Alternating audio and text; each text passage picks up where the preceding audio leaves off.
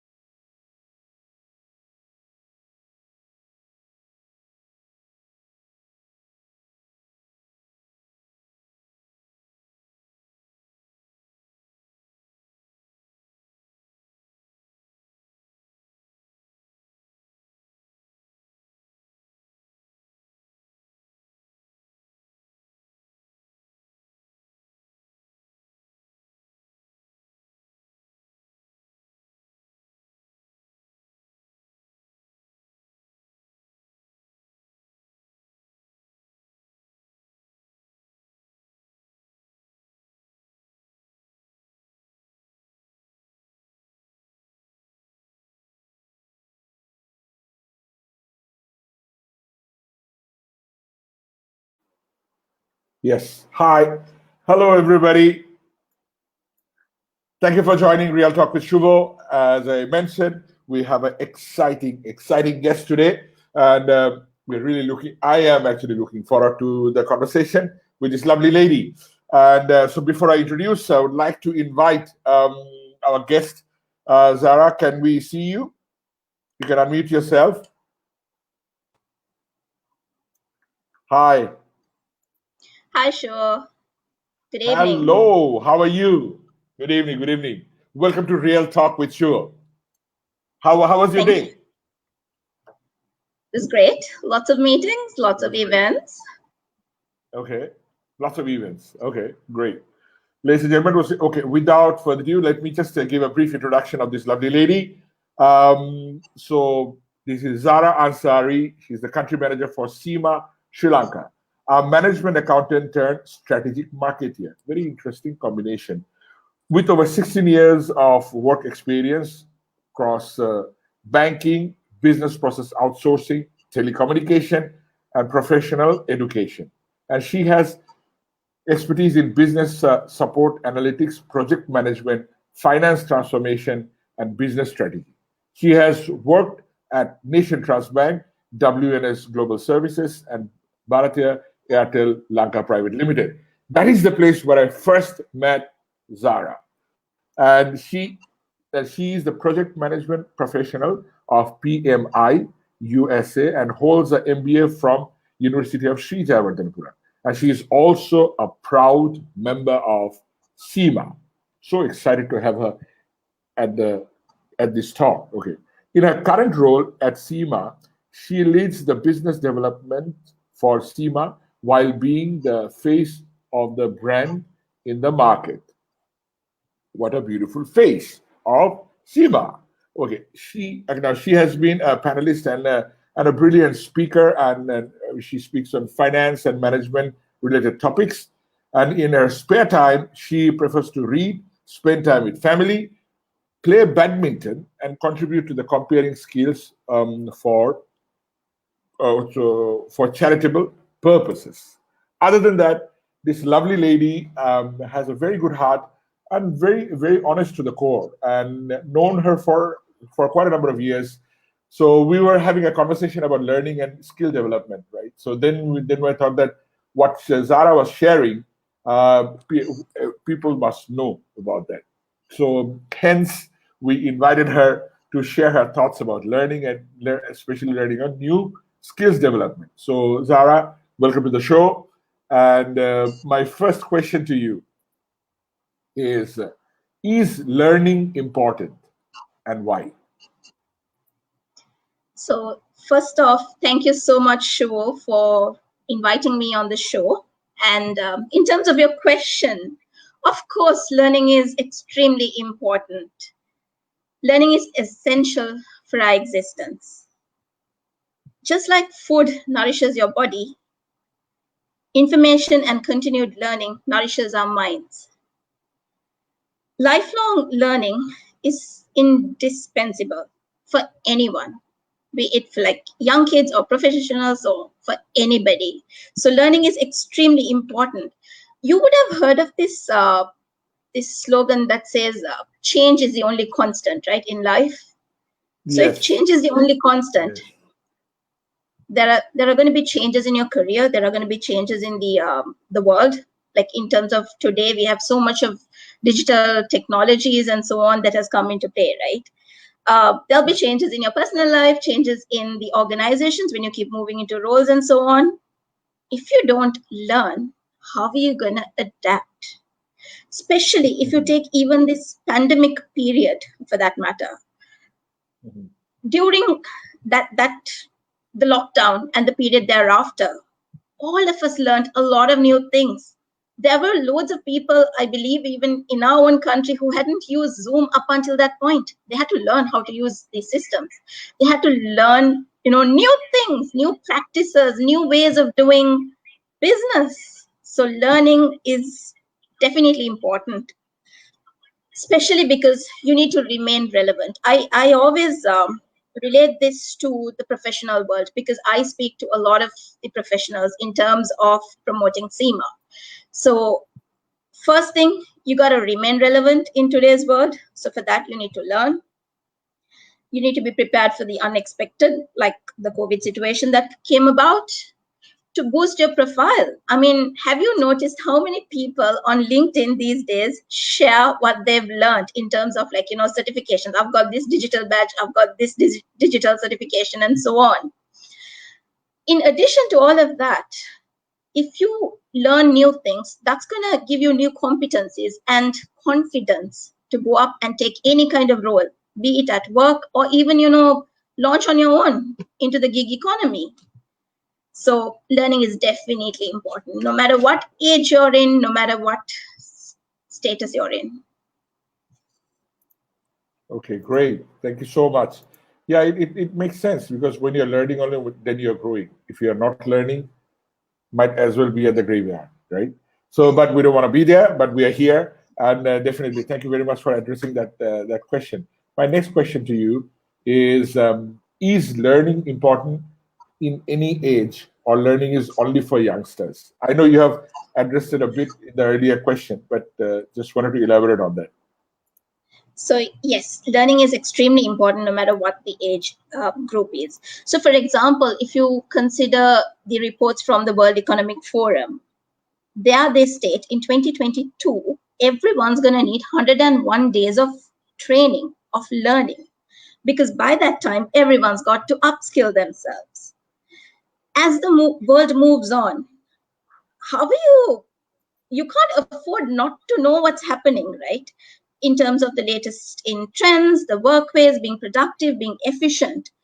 See, right now we're going through an accelerated pace of change and advances in technology. Even before COVID came about, that's what happened, right? We had, if I am to name a few of the trending digital technologies like artificial intelligence, machine learning, robotic process automation, all of that. For someone who's working in the business world, especially maybe in finance, if they don't know all of this, they're not going to survive. The finance guys to the business leaders, especially in the senior levels, they need to be aware of all of this. So actually, one nice way I can tie this into SEMA is also SEMA came up with graduate and fast track routes. They are specially for qualified or experienced professionals to give them an elevation in their careers. It's called the C-Suite Business and Finance Program. So all of this time, the SEMA that you know of was for the youngsters, the 16 plus, the O-level kids, the A-level kids. But we identified the need that we want professionals to be relevant, to have the right skills. So we came up with these fast track routes, and we have this amazing intake from Sri Lanka, to be honest. We have nearly 50 plus C-suites, C-level category professionals who've joined on because they want to get refreshed on what's the latest, number one, and on the business skills, the kind of skills that SEMA gives them.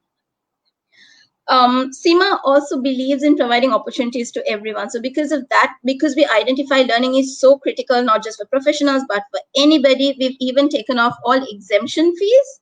So anyone coming on board SEMA don't need to even pay that.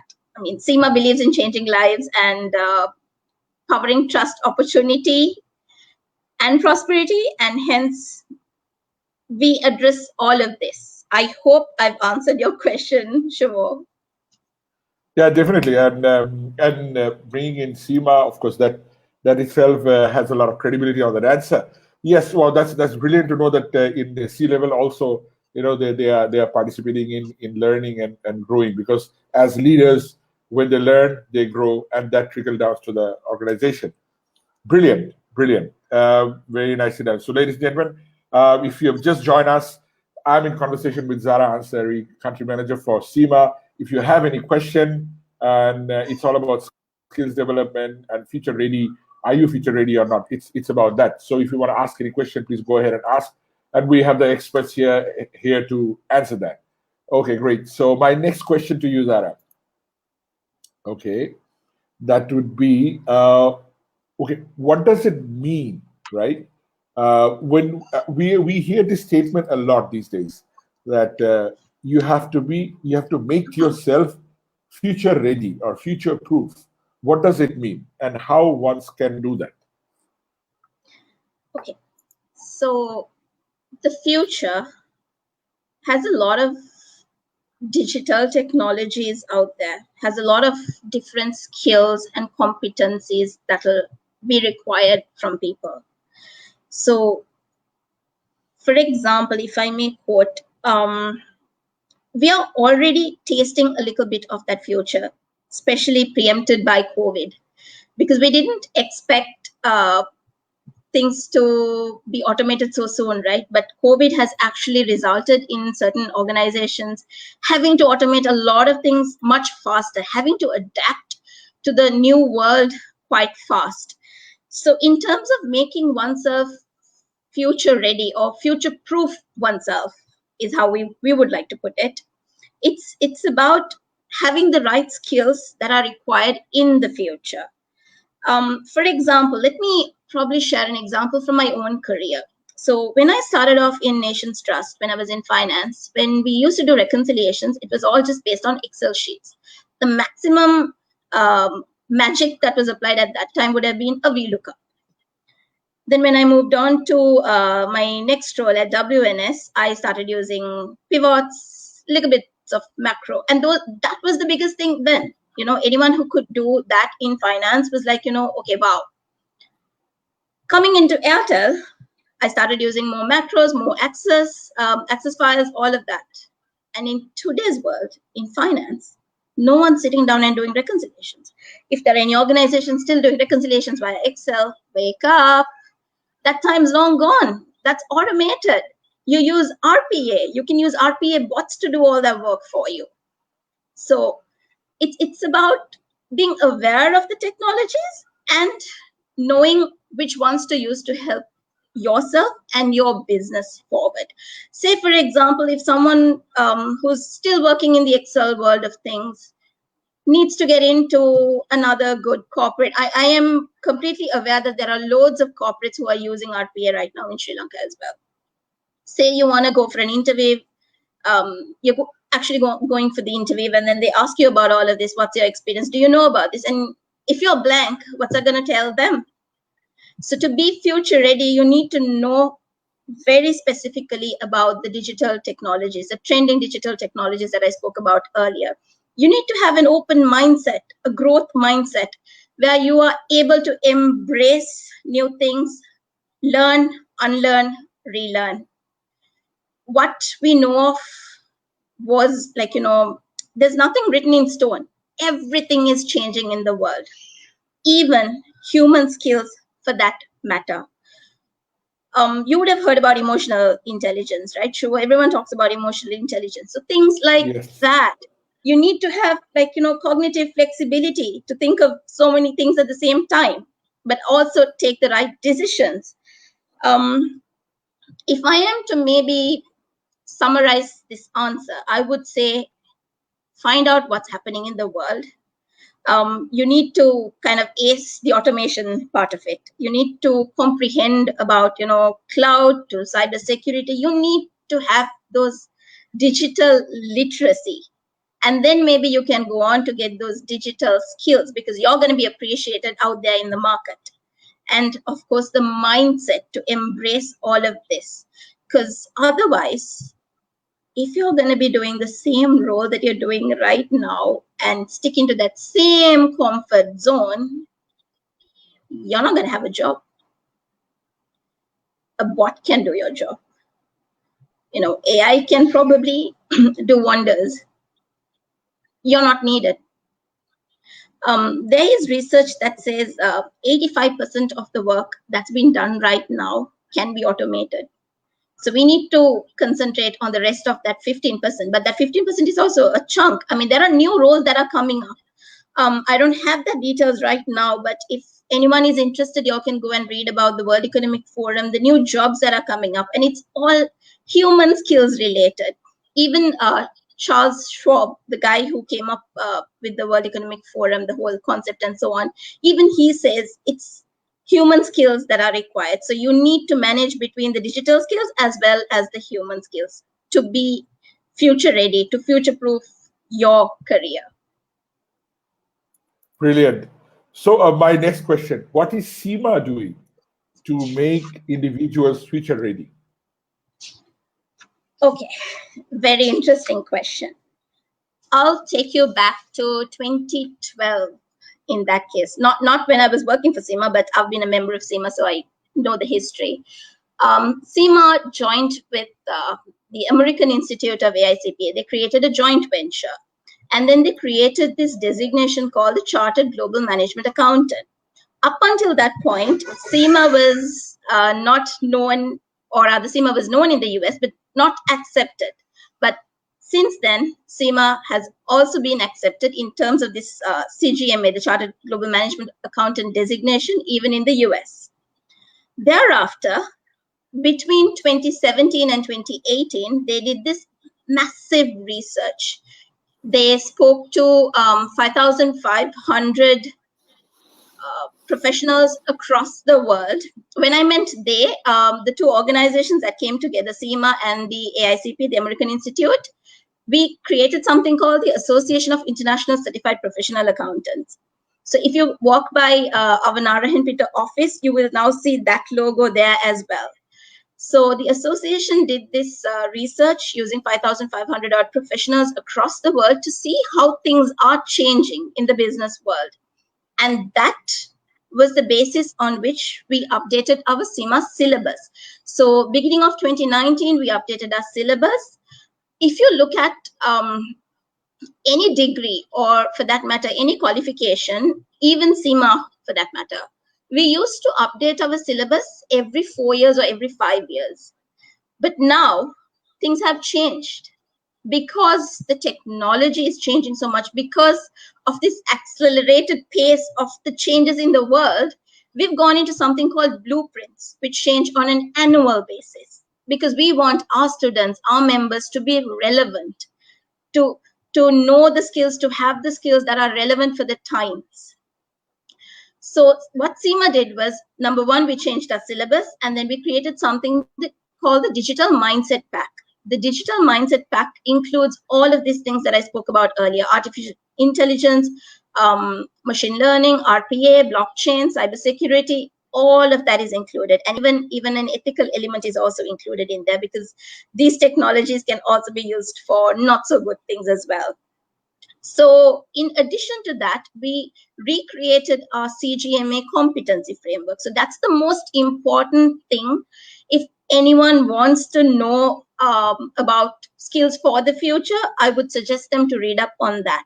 So the CGMA competency framework consists of 5 key skills: technical, business, leadership, people, and finally the digital skills. The digital skills are not standalone. They go into all of these areas because it's relevant. I can probably explain it later on in the discussion how that matters as well.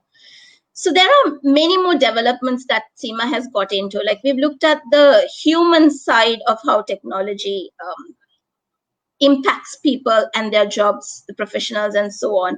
So for all of these, we have white papers created. So that's all on the SEMA website as well. And the best thing, and the thing that I'm most excited about right now, Shuvo, is that SEMA, through the association, has got a new technology based system, which is, best in class. It's based out of adaptive technology, where people can learn SEMA on a system. It's just absolutely amazing. So we're just waiting for that to be launched soon. So do you have the dates when it's going to be launched? Sounds very exciting. Hopefully by the end of the year. Yes, definitely. By the end of the year. Wow, brilliant. Great. So it looks like SEMA is also moving towards what is required. So one more thing that I also, as I said, we are in conversation with the Zahara Ansari. Yes.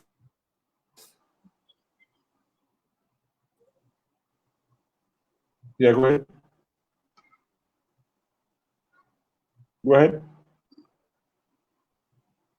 Zahara, go ahead.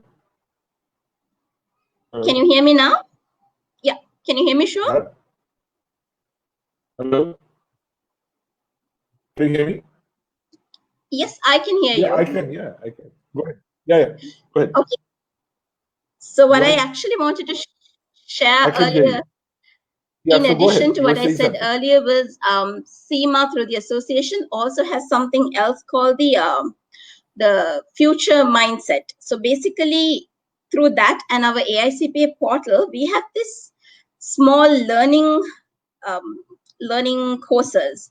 Like, for example, if anyone is keen to learn about these technologies or about human skills, people can even go and learn about those there. Those are like, some are free, some are charged, but those have digital badges attached to it and certifications as well. Okay, great. Wow, sounds very comprehensive. Okay, there's a question from the audience. Okay, Hasini is asking, there are 2 questions. So Hasini is asking, first question is from Hasini. Should SEMA qualifications followed as a qualification? Is it recommended for entrepreneurs? Do you recommend SEMA qualification for entrepreneurs? Certainly, yes. She being an entrepreneur, I can understand where she's coming from. So certainly, yes, because it's going to give you that grounding in terms of, knowing your... You recommend that, right? So what would be the one you would recommend? So, yeah. So, okay. So in terms of the qualification, Shuvo, I think it's best if anyone is interested, any of the entrepreneurs are interested. Like I said before, we have all those fast track routes, right? So even if it's an entrepreneur, even if it's someone who's got experience behind them, we can always consider that and get them onto a fast track route. They won't need to do it from scratch, like, with the rest of the O-level kids. So they can come on a fast track route. And what is it going to give you. So, for example, for her question, it's going to give you financial acumen. No one's going to be able to bluff. When you read out my profile, you were saying how I came from being an accountant to marketing, right? So right now I head an Yes. operation and I do marketing, but no one can bluff numbers with me. Budgets to anything. You can't, because once you learn that basic, we will always have an eye on the number. So we are a lot more than numbers. CMAs are not number crunchers, but we know where to look at. So you're going to get that from SEMA. You're going to get business skills, and you're going to get an amazing network that's going to take your business forward. Because that's something that we are very proud about. If you take any CEO in Sri Lanka, I would say at least a good 70 to 80% would be SEMA qualified CEOs. They could have lapsed by now, some of them, but most of the active ones are our members. So they are almost all are at the C level. We don't stick to finance alone. We are business management professionals. So if you want to, expand your business, if you want the network, if you want the skills, I definitely would suggest doing the qualification rather than doing parts of it. Do the qualification.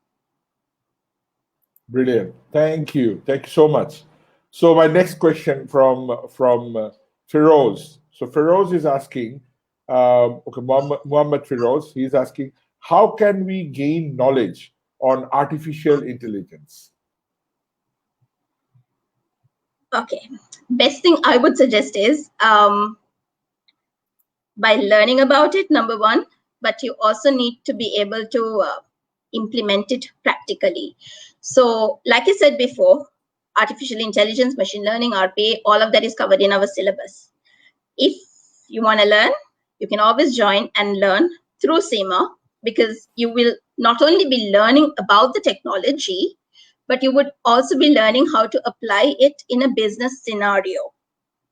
And the right amount of knowledge, basically, even about AI. So, say you're at the top and y'all are implementing an AI project or so on, you need to understand, right, whether you will use a pre-built AI tool or you're going to do it from scratch, how you're going to manage that whole project rollout, all that.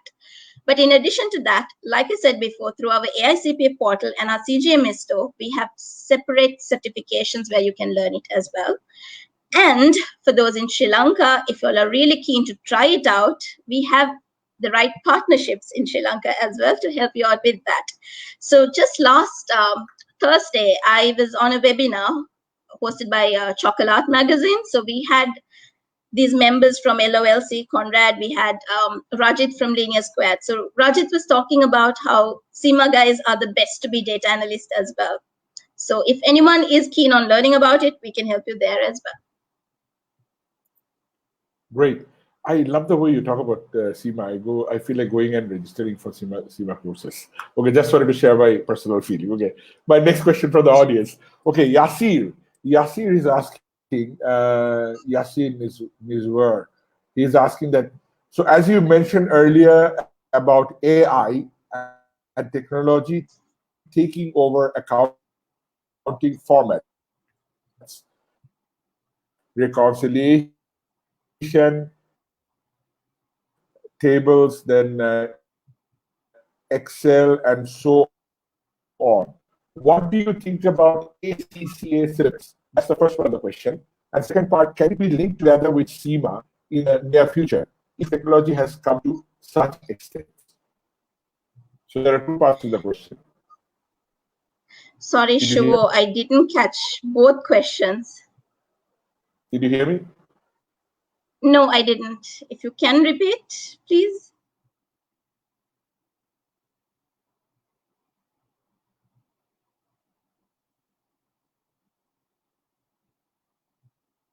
Sure.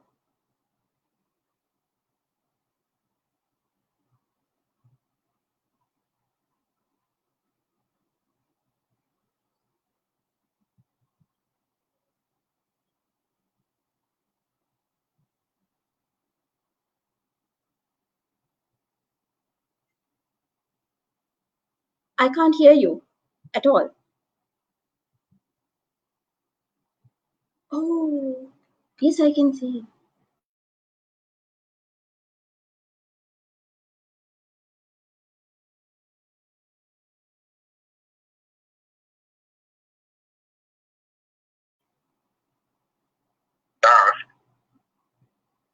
Hello?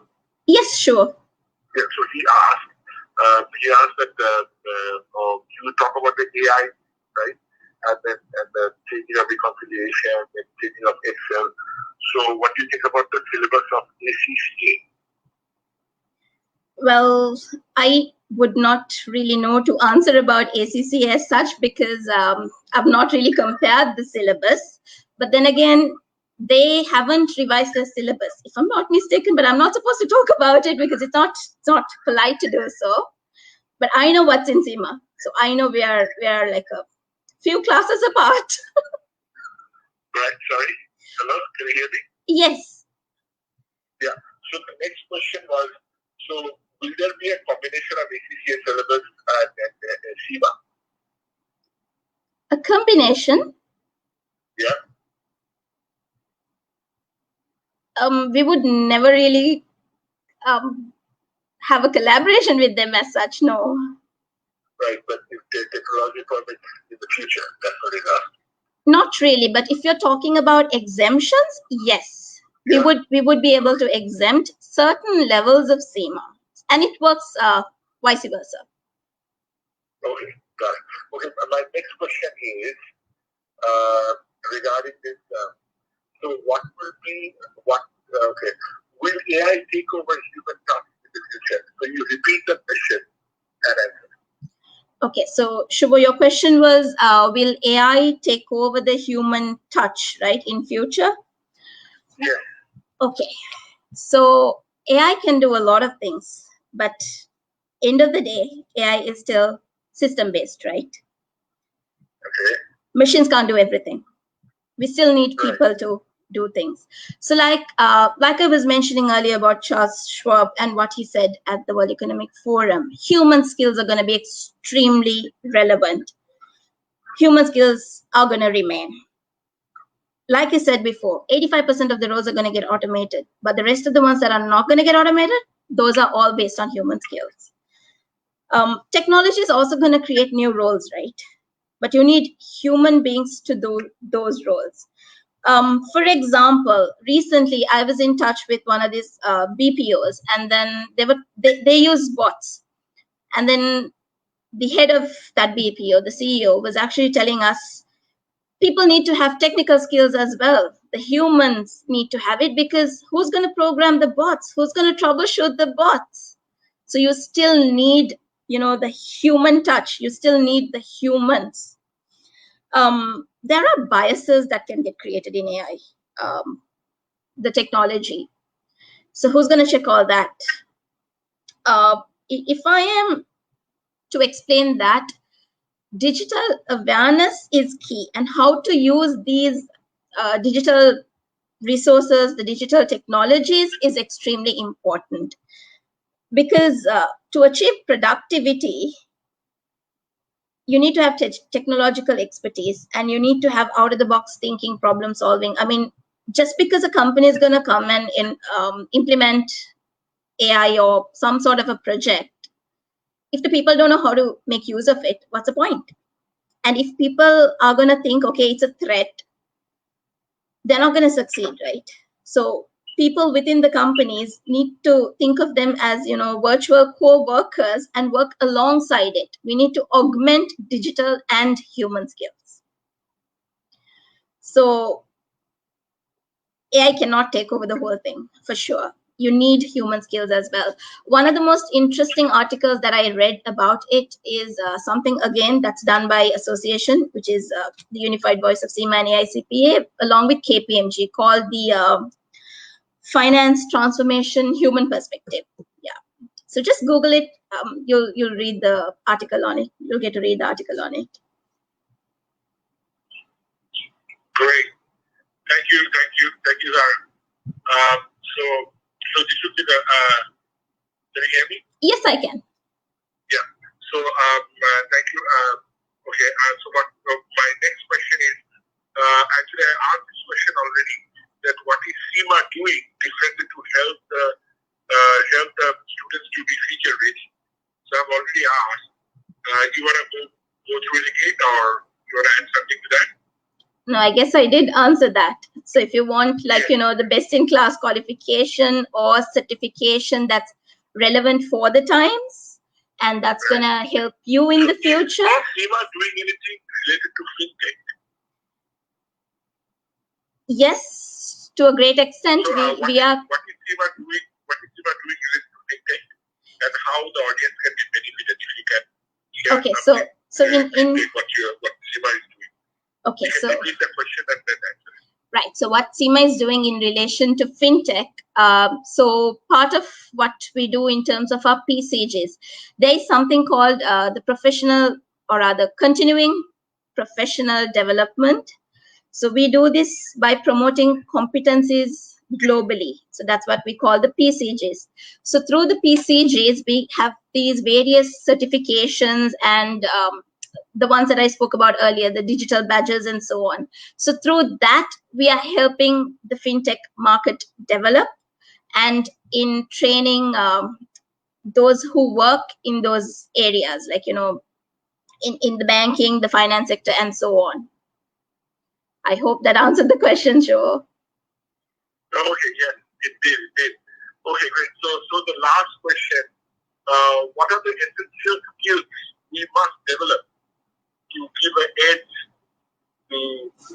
for the present generation? Okay, so in terms of essential skills, all of us know that today's world is a rat race of sorts. We need to be agile. The main key thing that I would always ask my team and everybody else is that we need to be agile to move in with the times. It's not like, in the past, it used to be the biggest fish that'll eat the smallest fish, right? When you even consider any organization or anyone for that matter. But now it's the fastest fish that's going to eat the slowest fish. So being agile, understanding that the rules of the game are continuously changing. So you need to adapt and move really, really fast. Secondly, coping with change and ambiguity. You need to be aware of your response to change. Not only yourself, but your teams, for those professionals who are in a higher category. Thirdly, decision-making has to be based on data. Long gone are the days of, you did your budget based on last year's budget, all of that. Take the new data. Data is the new oil. Use it. Think differently. Think in an innovative way. You use things like tools like design thinking. And like I said before, learn, unlearn, relearn. Because what we used to know before is no longer the same. And it's not going to be the same too. So you need to be able to learn, evolve, think differently, understand things quickly, and act quickly as well. Last thing would be digital readiness. All those technologies that I spoke about, at least go read up if you're not aware of those. Read up. If you want, you can be skilled on it, get a certification. One of the things that I've advised a lot of people during the COVID time, the lockdown time, was for most of us, the workload increased, but for those who did have a lull, to invest their time in skills, invest their time in getting certifications, not just professional qualifications, but the kind of certification that I spoke about earlier. That's about it, I guess, the key stuff. But never give up. Always reimagine your career. Don't be happy with what you are right now. There are loads of opportunities, and especially during crisis time, you get amazing amount of opportunities that comes up. Always think out of the box. Great. Thank you, Zahara. So what you do is say bye to the audience. Thank you for being there. And then just say that, okay, I had a power but you continue. That's where you finish it. No problem, Shuvo. I've actually put you on speaker, so I guess they can hear you as well. Yeah, okay. Okay. No problem. Thank you so much. No problem. But, Thanks, thank you Shuvo. so much for being with us. And you too, I mean, even though it's a challenging situation, but we will continue. And thank you for your sharing. It was very useful. And please continue doing inspiring everybody to learn more and unlearn and relearn. Thank you, Shuvo, for inviting me on this. So, like I was saying before, power cut. Fine, we need to adapt, we need to move on. So that's what we did right now. You called me and we continue the conversation, right? So in life, not everything's gonna happen the way we want or the way we anticipate. We just need to adapt and move on. And we will succeed. Thanks a lot, Shuvo. Thanks a lot, Zahara. Thank you. Thank you, audience, for being with us. I'm actually in the dark room right now talking to you, but there is always light at the end of this. So thank you, audience, for being with us, and we will see you next week. We're having another exciting guest. It's all about prosperity. Next week, we're having a very interesting guest with us. We'll share with you by tomorrow or day after the details. With that, have an awesome week ahead. Thank you. Thank you, everybody. Thank you, Zahara. Thank you. Bye.